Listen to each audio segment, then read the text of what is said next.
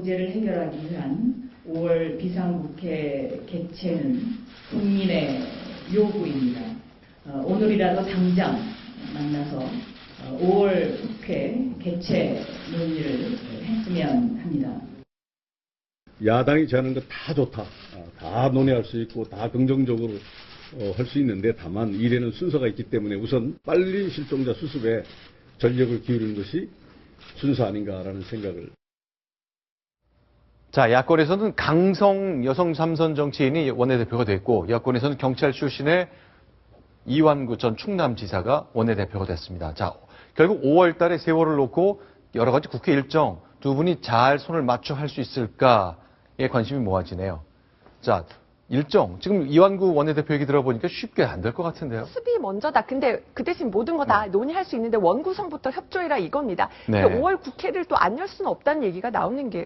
네. 이제 어떻게 위원회에서 어떤 의원들 배치하고 뭐 네. 어떤 그 상임위원회 뭐 법사위원장은 누구를 배치하고 원구성을 새로 논의해야 되기 때문에 네. 결국 그거부터 한 다음에 야당이 요구하고 있는 국정조사 그다음에 청문회, 특검, 네. 3종 세트도 논의할 수 있는데 이 모든 걸 다 받을 수는 없다. 네. 그래서 지금 이렇게 여러 가지 논쟁거리들이 많습니다. 네, 박영선 새 원내대표는 빨리 만나자, 빨리 만나서 머리를 네. 맞대고 논의를 하자 이렇게 얘기했는데요. 이완구 신임 원내대표 얘기 참 재밌습니다. 난 엉덩이가 좀 무거운 사람이다. 차분차분하자. 모든 일에 순서가 있다 이렇게 얘기했습니다. 기싸움 벌써 시작된 것 같습니다. 자, 그런데요, 좀 궁금합니다. 박영선 의원, 여성 의원으로 이제 굉장히 그 강한 주장을 많이 폈고, 그래서 강성 의원, 이렇게 분류가 되고 그러는데요.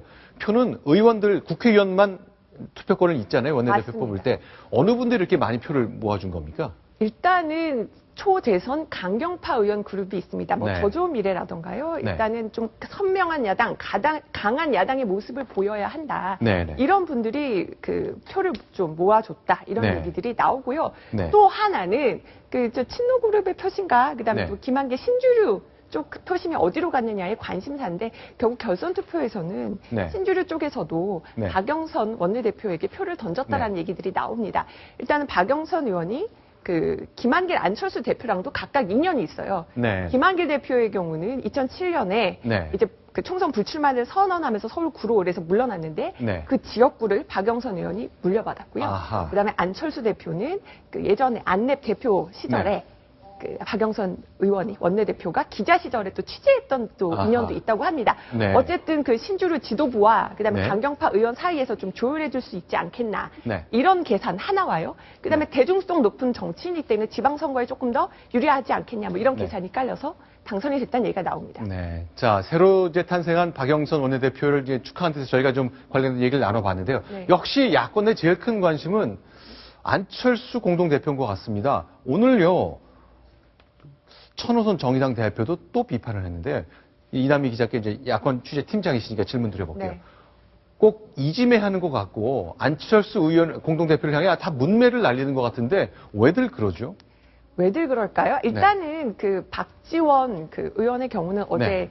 그 안철수는 그 DJ가 아니다. 그래서 이제 전략공천을 비판한 거고 네. 오늘 천호선 정의당 대표는 정의당의 한 후보가 네. 오늘 호남에서 출마 기자 선언, 그 출마 선언을 하는 것이기 때문에 그런 맥락에서 오늘 또 안철수 대표를 비판을 한 겁니다. 네. 그- 자, 그럼 내용을 좀 볼까요? 네, 이제 김대중 대통령의 정신을 이어가는 이곳 네. 목포에서 전남, 광주, 서울까지 과연 그 새정치연합에 그 김대중 전 대통령 같은 분이 있는가에 대해서 매우 회의적이다.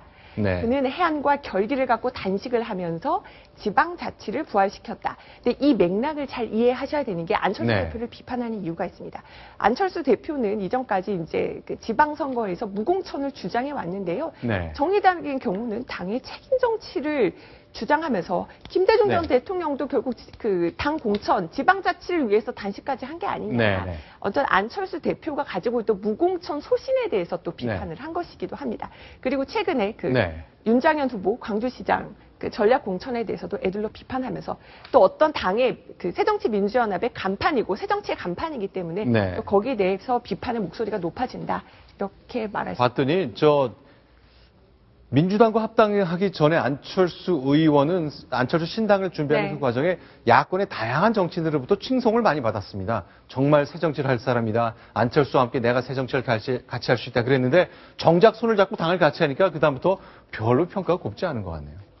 알겠습니다. 일단 선거에서 결과를 어떻게 네. 보여주느냐에 달려있겠죠. 알겠습니다. 그런데 야권 인사들이 선명한 뜻을 밝히는 경우가 굉장히 많이 있는데 하나 좀 짚어야 될 사안이 생겼기에 이 얘기를 네. 좀 해보겠습니다. 새정치민주연합의 김용익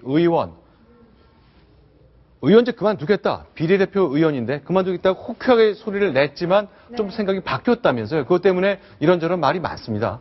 일단은 왜 의원직을 사퇴하겠다고 했냐면요. 이제 기초연금법 통과에 대해서 반발을 하면서 오늘 새정치연합이 복지와 결별했다 이러면서 이제 사퇴서를 내겠다고 했습니다. 네. 그런데 다시 이제 블로그에 글을 올렸습니다.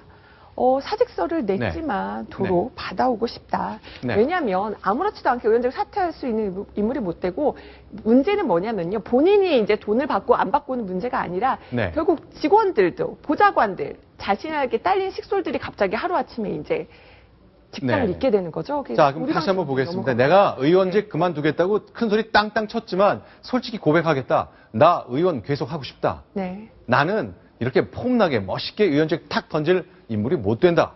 그리고 우리 방 직원들, 보좌관들, 비서관들 너무 걱정된다. 그러니까 그런 말이었고요. 네. 그래서 의원직은 하더라도 이제는 당에서 제명해서 네. 나머지 임기를 마치게 해달라 이렇게 얘기를 했는데요. 지도부에선 전혀 제명하거나 의원직 네. 사퇴하게 둘 생각이 없습니다.